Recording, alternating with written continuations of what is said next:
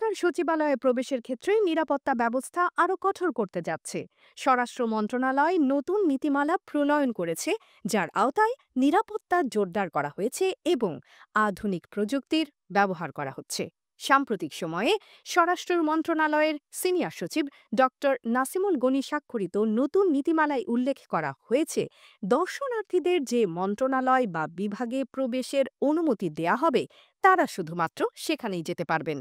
এছাড়া নির্ধারিত সময়ের মধ্যে সচিবালয় ত্যাগ করতে হবে।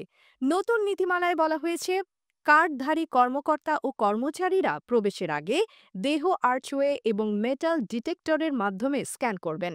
তাদের সঙ্গে থাকা ব্যাগ ও অন্যান্য বস্তুকে ব্যাগেজ স্ক্যানারে পরীক্ষা করা হবে।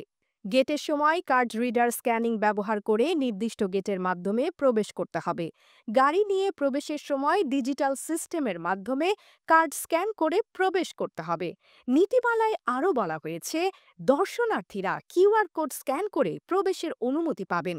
সংশ্লিষ্ট কিউআর কোডটি গেটে স্থাপিত রিডারের মাধ্যমে স্ক্যান করলে মনিটরে প্রদর্শিত ছবি ও তথ্য অনুযায়ী প্রবেশের অনুমতি মিলবে।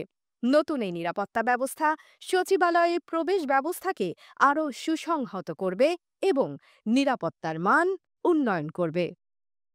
AB news desk report.